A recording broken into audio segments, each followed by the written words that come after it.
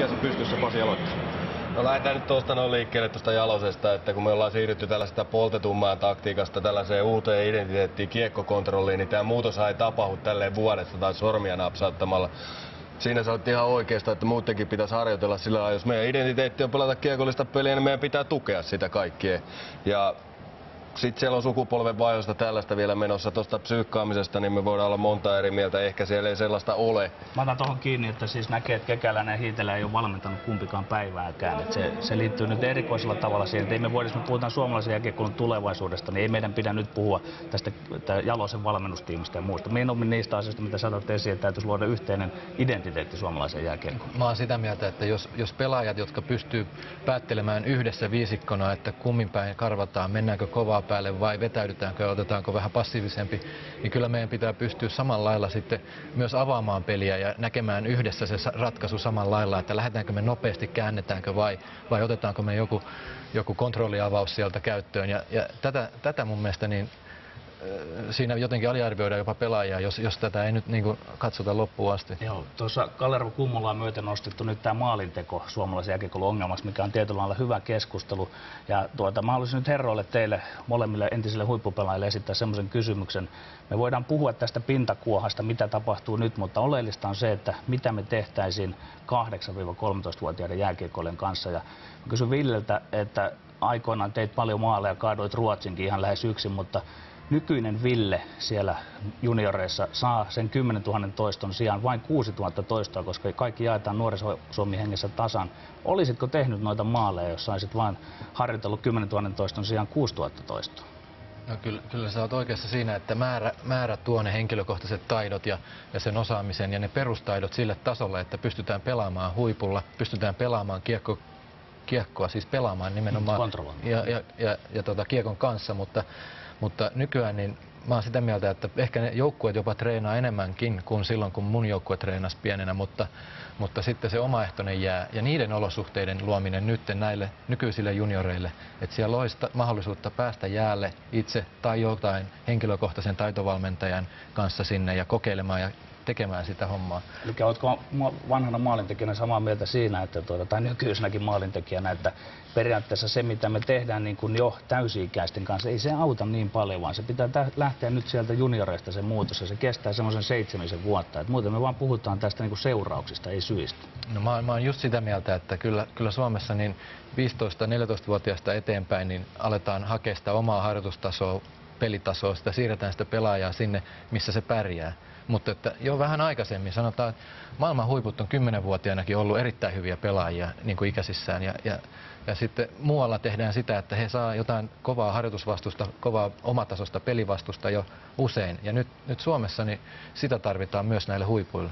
Pasi, teillä on tullut paljon tuolta Lahdesta huikeita taitoluistelijoita. Taitoluistelijat jaetaan jo 8-vuotiaana osaajina, ei-osaajien lahjakkuusta tällä. Niin miten sä näet sen? Mennäänkö urheilussa, niin kuin mun arvion mukaan mennään ihan liian pehmeästi tällä hetkellä jääkiekossa sen suhteen, että liplutellaan vähän ja kaikille jaetaan kaikki tasan siihen nuorissa? No kyllä se just näin on, että tietenkin kyllähän se kilpailu kehittää, jos se tulee ihan lapsesta asti ja varmasti jonkunlainen isompikin keskustelu siitä saadaan aikaa, että jos me ruvetaan kilpailuttaa 6-8 vanhoja omissa joukkoissa, sen polun mä oon käynyt läpi.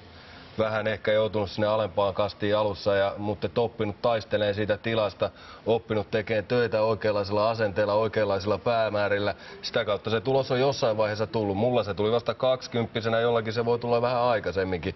Mutta se oli tuttu tilanne mulle, kun mä astuin tähän ammattiurheilun maailmaan, että mä joudun kilpailemaan, tekee töitä oikeasti, että mä pääsen eteenpäin. Puhutaan, että suomalainen jääkiekko tuottaa lähinnä työmyyriä, puukäsiä, ei kovin taitavia pelaajia. Kuinka huolissaan tilanteesta ollaan siellä Kölnin päässä? Onko Mikael Granlundin takaa tulossa nuoria lahjakkaita pelaajia? No minä henkilökohtaisesti näen vain näitä 18-vuotiaita pelaajia ja Granlund on huippupelaaja tänä vuonna, mutta ei ehkä ihan maailman huippu kuitenkaan, kun ajatellaan koko fysiikkaa ja näitä tekijöitä. Että on siellä Teemu Pulkkinen, joka oli hyvä maalintekijä 18-vuotiaiden kisoissa ja siinä mielessä erikoisosa, että suomalainen jääkiekko voi kaivata. Että siitä olen kyllä samaa mieltä, että kaikkien näiden Suomen entisten virtuosien taustalla on nimenomaan tämä toistomäärä ja takapihan ja ulkojäitten pelaaminen ja kaikki tämä, mikä nykypäivänä on poistunut ihan tämän ulkojää-elementin myötä. Ja se pitää saada harjoitteluun mukaan. Se pitää saada harjoitteluun mukaan ihan pienestä pojasta lähtien ja jostain se on kaivettava, joko kouluurheilussa tai takapihalla.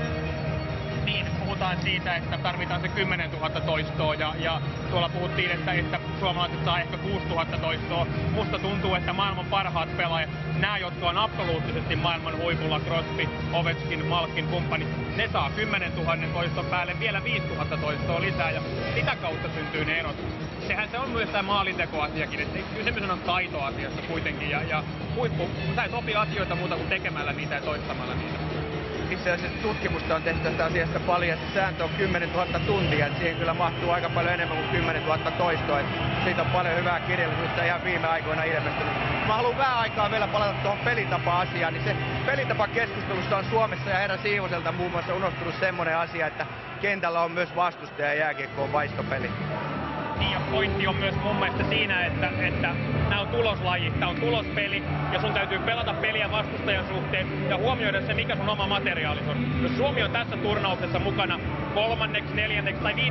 parhaalla mahdollisella joukkueella, minkä he pystyy saamaan kasaan, niin silloin täytyy pelata peliä, joka on sen mukaista, eikä jotain peliä, jota haluttaisiin, mikä olisi niin kuin hieno pelata, vaan se, millä on absoluuttisesti paras tapa menestyä. Kiitoksia tässä vaiheessa Jarmo Kekäläinen, Juha Hiitelä, Petteriltä vielä Pasilasta aivan lyhyt vastaus. No joo, kyllä ei mä ole eri mieltä siinä, että jääkiekko kun kehitetään, niin täytyy kehittää sekä pelitapoja että nyt sitä yksilöä. Ja ennen muuta meidän täytyy alkaa 8-13-vuotiaassa purkaamaan tätä Nuori Suomi-järjestelmää ja tuoda kilpailu myös urheilu pitää olla urheilussa.